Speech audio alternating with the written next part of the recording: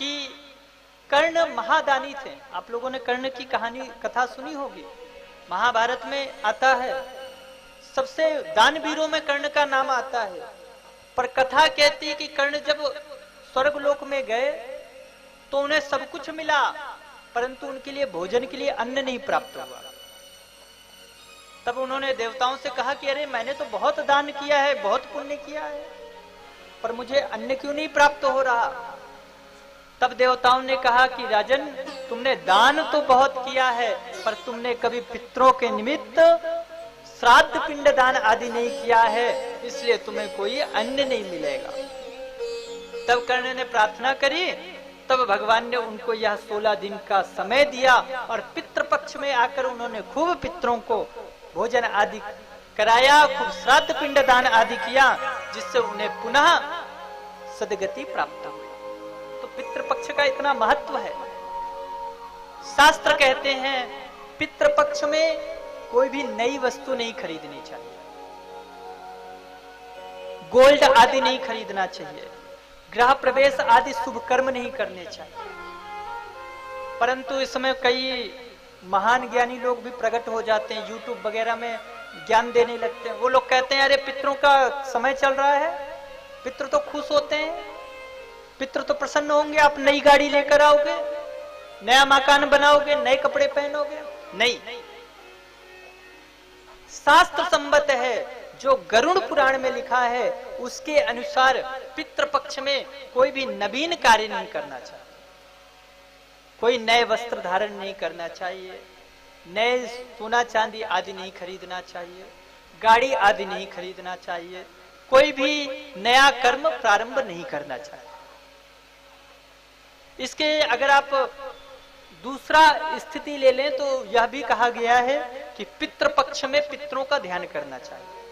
16 दिन आप अपने पितरों के लिए निकालो। इसलिए भी कहा गया, हो सकता है यह भी उद्देश्य रहा हो संत जनों का कि अगर आप कोई नवीन कार्य में अगर फंस जाओगे, कुछ शुभ कर्म में फंस जाओगे, तो हो सकता है आए हुए पितरों का आप स्वागत न कर सको। पितृपक्ष में अगर आपके घर में कोई मेहमान आ जाए तो उन्हें कभी भी बिना भोजन कराए घर से विदा न करें, यह भी कहा गया। हो सकता है किस रूप में पितृ भगवान हमारे घर आए हो,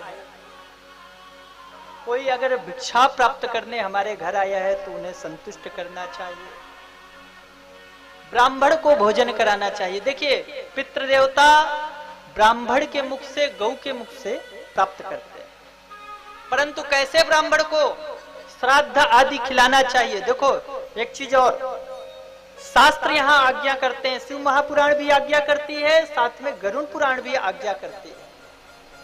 कैसे ब्राह्मण को श्राद्ध खिलाना चाहिए? जो गायत्री का जप करते हो, जो माला संध्या आदि करते हो, हर ब्राह्मण को श्राद्ध खिलाने का या खाने का अधिकार नहीं है। कोई भी पंडित जी को पकड़ लाए, बिठा दिए, श्राद्ध खिलाए, 10 रुपया दक्षिणा दिए, विदा कर दिए, तो उससे पुण्य नहीं होता है। कहते हैं दान भी करो तो दान का पात्रता देखकर दान करनी चाहिए। कभी भी कुपात्र को अगर आप दान करते हो तो उसका दोष आपको अवश्य लगेगा। इसलिए पिंड दान आदि, श्राद्ध आदि जब भी करो तो विशेष करके ध्यान दो। और सुनो, गया जी जाने वाले प्रत्येक व्यक्तियों को यह भी कई लोगों के मन में भ्रांति होती है, तो मैं इस कथा के माध्यम से आप लोगों को जरूर बताना चाहूंगा। कई सारे भक्तों के मन में यह प्रश्न उठता है और शायद पंडा आदि भी कह देते हैं कि आप लोगों ने यहाँ श्राद्ध पिंड दान आदि कर दिया है तो अब पितरों की पूजा करने की आवश्यकता नहीं है। क्यों? क्योंकि आप गया जी आए और गया जी आकर पितृ देवताओं को बैकुंठ के लिए आप लोगों ने भेज दिया और भगवान नारायण के चरणों में समर्पित कर दिए, तो अब आपको पितरों का पूजा करने की आवश्यकता नहीं है।